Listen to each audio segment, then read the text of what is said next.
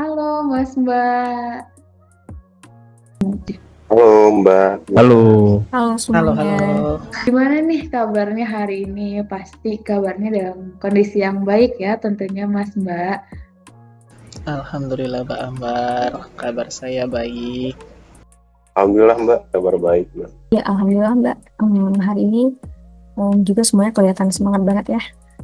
alhamdulillah baik-baik, baik-baik aja kondisinya meskipun cuacanya ya kurang lebih seperti ini. Yang penting masih bisa sehat.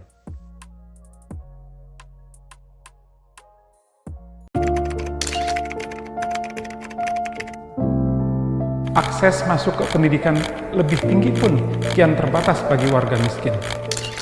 Hal itu antara lain terlihat dari mahalnya biaya pendidikan dan tingginya angka putus sekolah. Beginilah kondisi gedung SMP Negeri 5 Amabi Oeveto di Desa Fatu Teta, Kecamatan Amabi Oeveto Timur, Kabupaten Kupang, Nusa Tenggara Timur. Hanya beratap dan lontar dan berdinding bebak gewang serta berlantai tanah. Nah Mas Mbak, kali ini kita bakal ngobrolin topik tentang kesenjangan pendidikan. Yang mana kesenjangan pendidikan ini nyata ya Mas Mbak, terlihat perbedaan fasilitas dan juga kualitas pengajaran antara sekolah yang mungkin di beberapa kota besar dan juga di daerah terpencil seperti itu ya.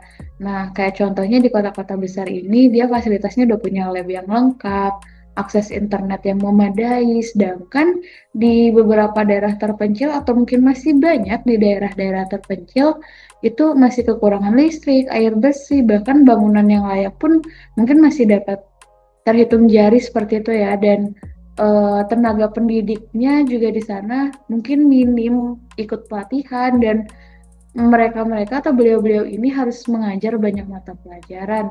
Akibatnya siswa di daerah-daerah terpencil tersebut atau daerah-daerah tertinggal tersebut dalam akses informasi dan keterampilannya agak terhambat seperti itu ya. Nah, kalau menurut pengalaman Mas Mbak nih di sini, kita juga pengen dengar terkait kesenjangan pendidikan yang mungkin Mas Mbak punya pengalaman yang lebih unik, lebih menarik gitu, boleh dong di-share kepada kami. Oke, dengerin pendapat-pendapat yang lain sebenarnya jadi membuka kesadaran kita ya bahwa ternyata masih banyak nih kesenjangan pendidikan di Indonesia. Kalau melihat pengalaman di daerahku di Aceh, masih banyak juga ketimpangan pendidikan, khususnya terlihat di antara provinsi dan daerah-daerah terpencil nih. Kalau ketimpangan yang terjadi itu lebih banyak di sisi fasilitas dan penyebaran guru-guru di antara guru-guru di provinsi dan guru-guru yang ada di daerah. Nah, itu ketimpangan yang sangat-sangat terlihat nih kalau di Aceh. Oke, kalau saya sharing ya terkait kesenjangan pendidikan, saya coba highlight di daerah asal saya yaitu Indramayu ya. Di situ ada kesenjangan kesadaran akan pentingnya pendidikan yang sangat timpang antara penduduk kota dan penduduk desa gitu. Di daerah desa umumnya masyarakat itu hanya lulus SD ataupun SMP.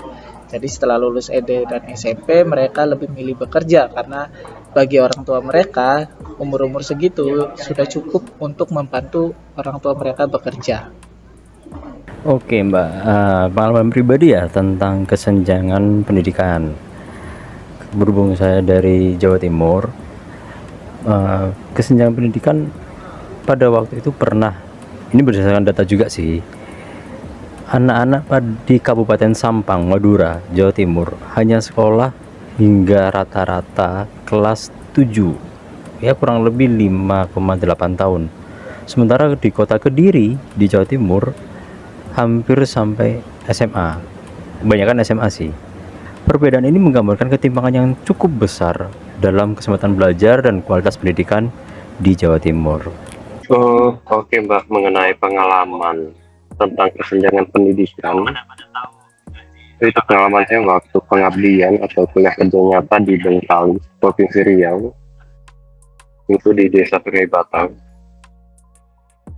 Saya menyaksikan kondisi sekolah di sana, di mana ruang kelas yang tidak layak, di mana plafon yang sudah bocor, kemudian akses digital yang masih terbatas, kemudian buku pelajaran yang sangat terbatas. Dan ini sangat kontras dengan kondisi pendidikan di perkotaan, di mana semua fasilitas ada lengkap. Yang saya merasakan kesenjangan itu sangat nyata, dan sekaligus tersadar bahwa pendidikan di Indonesia belum merata. Dan ini bukan hanya angka di dalam laporan, tapi ini kenyataan hidup bahwa anak-anak di sana masih belum merasakan pendidikan yang sama dengan anak-anak perkotaan. Begitu sih, Mbak. Mengenai pemahaman diri dan refleksi, saya sadar bahwa pendidikan bukan sekedar hak, tetapi juga jembatan kesetaraan. Saya sendiri yang bisa kuliah dan berkembang karena akses pendidikan yang relatif baik, tapi bagaimana dengan mereka yang tidak mendapatkan kondisi pendidikan yang layak? Dari sini saya memahami bahwa privilege saya membawa saya pada suatu tanggung jawab, yaitu bahwa kesenjangan pendidikan adalah suatu masalah struktural, tapi juga masalah sosial yang bisa sama-sama kita tanggapi lewat aksi nyata sekecil apapun, begitu Mbak. Oke, kalau dari Mbaknya gimana nih? Nah, disinilah sebenarnya relevansinya dengan tatanan kebangsaan, karena kalau melihat pendidikan tidak merata, maka kesempatan hidup juga kecepatan hidup yang lebih baik juga pastinya tidak merata. Nah, maka tidak heran muncul rasa ketidakpercayaan masyarakat di daerah tertinggal pada pemerintah. Oke Mas Mbak, kita tadi kan udah diskusi tentang pengalaman dan juga tentang pemahaman diri ya.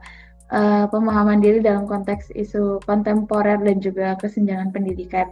Gak afdol nih rasanya kalau misalnya kita nggak menyumbangkan pemikiran-pemikiran kita untuk menanggapi isu tersebut gitu ya.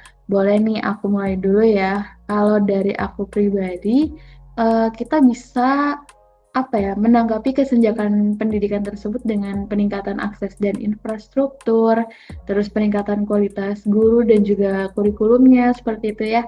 Dan kita bisa juga memberikan dukungan sosial dan komunitas seperti itu ya. Nah, kalau strategi Mas Mbak nih yang akan Mas Mbak berikan untuk menanggapi kesenjangan pendidikan ini seperti apa? Kalau dari segi strategi nih, kalau dari saya pribadi lebih menghimbau, mengajak, mengarahkan tetangga, anak kecil untuk bisa bersekolah, mau bersekolah. Kalau memang ada terkendala biaya, mereka bisa mengurus untuk didaftarkan di sekolah rakyat. Itu bisa. Atau ada teman saya guru atau tetangga guru, saya mengarahkan untuk mengambil sertifikasi PPG atau pendidikan profesi guru. Kemudian juga ada solusi yang bisa pemerintah nih ya, tapi sektor dari pemerintah yang bisa lakukan. Yang pertama, peningkatan infrastruktur dan fasilitas sekolah. Kemudian juga retribusi guru maupun pelatihan kompetensi. Jadi gini, dari pihak gurunya, dari pihak teman-teman atau tetangga saya, ataupun dari pemerintah. Kadang kan pemerintah ngasih fasilitas tapi orang-orangnya tidak mau. Nah, ini kita bisa saling mendorong. Dari pemerintah memberikan, saya pribadi juga mengajak teman-teman untuk ayo daftar. Yang dulunya guru masih belum ijazah S1, ayo sekolah biar tidak ada terjadi ketimpangan. Ya, solusinya biar agar kualitas SDM, terutama SDM pengajarnya lebih baik. Kemudian juga peningkatan dari IPM, peningkatan akses pendidikan juga lebih meningkat. Kemudian yang terakhir, pembangunan daerah juga lebih merata. Itu sih Mbak kalau dari saya.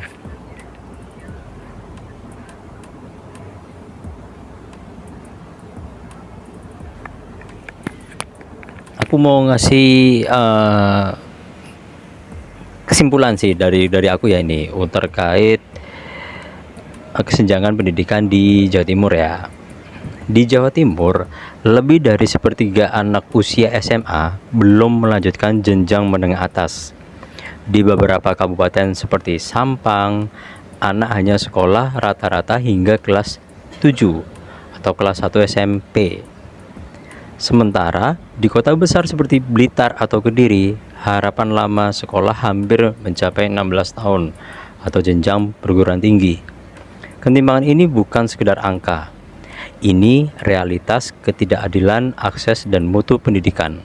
Solusinya, afirmasi anggaran untuk wilayah tertinggal, perbaikan sarana prasarana, redistribusi guru, serta sinergi lintas pemangku kepentingan. Jika dilaksanakan sungguh-sungguh, kita bisa memastikan generasi muda di seluruh Jawa Timur mendapat kesempatan yang sama untuk belajar dan berkembang. Oke, untuk strategi agar bisa mengatasi kesenjangan tersebut, sebenarnya saya saat mahasiswa, kami sering berkeliling bersama organisasi mahasiswa ke pelosok-pelosok daerah untuk membersamai adik-adik dalam belajar. Mereka sebenarnya antusias dan semangat belajar, tapi mungkin keadaan yang memaksa mereka untuk tidak bisa fokus dalam belajar, seperti infrastruktur yang kurang ataupun tenaga pendidik yang kurang maksimal. Jadi mungkin pemerintah dengan sumber dayanya agar lebih bisa menjangkau seluruh pelosok, agar semua masyarakat punya kesempatan yang sama untuk mengakses pendidikan yang layak.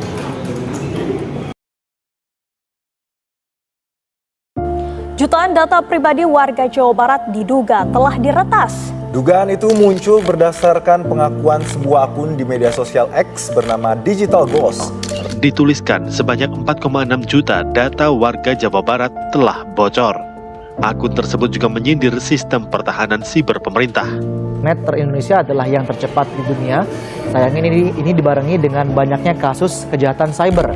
Di tahun 2016 ada 1.200 lebih kasus cybercrime yang dilaporkan ke Polda Metro Jaya, jumlah kasus cybercrime yang terbanyak di dunia. Indonesia juga menempati peringkat kedua. Untuk pengalaman saya tentang cybercrime sih, saya pernah mendapat chat WA yang berisi undangan pernikahan. Di situ jelas nama saya, Dwi Haji Prasetyo. Awalnya saya tidak curiga, tapi dia melampirkan undangan yang formatnya APK. Setelah saya telusuri, itu adalah salah satu modus untuk mencuri data dan uang kita. Untungnya saat itu saya sadar dan tidak membuka file berbahaya tersebut. Baik Mbak, mengenai pengalaman tentang cybercrime dan masalah kejahatan di komunikasi massa, sejauh ini saya belum pernah merasakannya, cuman saya sering mengikuti berita-berita mengenai kasus pencurian data pribadi dari aplikasi-aplikasi yang tidak terverifikasi, kemudian penyebaran hoax, hingga akun-akun media sosial publik yang diretas dan disalahgunakan. Dan ini merupakan suatu bentuk kejahatan komunikasi massa atau cybercrime sampai sekarang ini masih marak terjadi. Gitu ya. Nah, Mas Mbak, menurut saya nih ya, pemahaman diri saya tentang pemahaman kita dari isu kontemporer dan juga kejahatan komunikasi massa itu menyadarkan saya akan pentingnya literasi digital nih untuk melawan hoax dan juga cybercrime ya. Nah, tanpa pendidikan merata, banyak masyarakat rentan jadi korban atau penyebar disinformasi. Nah, saya juga sadar mereka yang punya literasi digital itu punya tanggung jawab lebih untuk mengedukasi dan melindungi orang lain dari ancaman ini. Ya nggak sih? Nah, coba deh menurut pemahaman Mas Mbak tentang isu kontemporer dan berkaitan dengan kejahatan komunikasi massa ini seperti apa? Kalau pengalaman pribadi dan yang saya pahami ya tentang kejahatan ini, yang saya dapat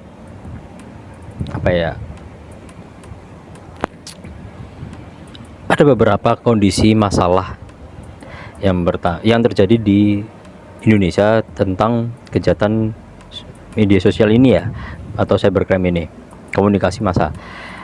Pertama, hoax atau disinformasi, ujaran kebencian dan polarisasi, media massa yang tidak netral. Contoh hoax terkait yang kemarin terjadi terkait vaksin COVID-19. Kemudian juga ada beberapa media mainstream yang cenderung berpihak karena kepentingan politik atau ekonomi. Ini pun juga memperparah ketidakpercayaan publik terhadap media. Oke, nah kalau strategi untuk menanggapi kejahatan komunikasi massa menurut Mas Mbak itu seperti apa? Oke, terkait strategi untuk yang bisa dilakukan. Strateginya pertama lebih ke literasi digital dan media. Harus meningkatkan kesadaran publik diri sendiri dalam menyaring dan memverifikasi informasi. Nggak cuman kita sendiri ya, kalau kita bisa menyaring, kita juga bisa membantu publik untuk menyadarkan diri, menyaring dan verifikasi informasi itu. Kedua, penguatan regulasi. Ini dari segi pemerintah ya, penguatan regulasi dan penegakan hukum. Penerapan UU ITE harus lebih adil dan edukatif, serta pengawasan oleh Dewan Pers atau KPI, Komisi Penyiaran Indonesia kalau nggak salah itu. Yang ketiga, ada kolaborasi multi pihak.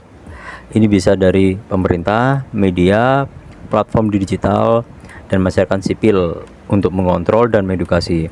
Ini pun juga salah satu tugas aku pribadi ya, biar tidak misinformasi seperti yang tadi, hoax yang tersebar. Jadi kalau emang itu kabarnya salah, jangan disebarkan, kayak gitu sih. Tujuannya ya biar lebih kritis dan tidak dapat terprovokasi. Media juga lebih etis dan terpercaya. Demokrasi lebih sehat karena publik juga dapat membuat keputusan berdasarkan informasi yang benar. Tuh.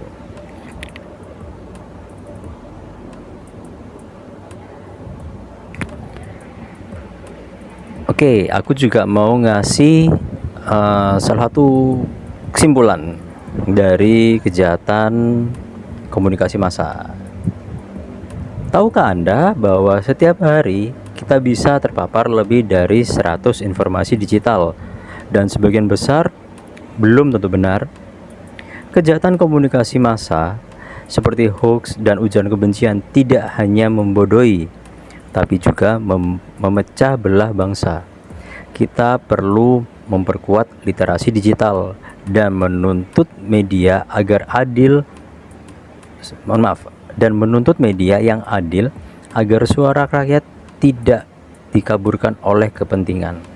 Komunikasi massa seharusnya menjadi jembatan, bukan jurang. Untuk strategi dalam memberantas cybercrime ini, yang pertama tentunya adalah meningkatkan literasi digital, mendorong edukasi publik mengenai verifikasi informasi, kemudian mengenali hoax itu seperti apa, kemudian bahayanya oversharing ke media sosial juga salah satu bahaya dalam dunia digital. Kemudian juga kita juga tidak boleh ikut menyebarkan informasi yang belum jelas sumbernya. Dan ketika kita melihat berita-berita seperti itu atau konten-konten seperti itu ya seperti hoax, kita bisa melaporkan konten hoax tersebut atau penipuan tersebut kepada pihak yang berwenang. Itu suatu tindakan nyata yang bisa kita lakukan supaya hoax dan cybercrime bisa kita berantas bersama.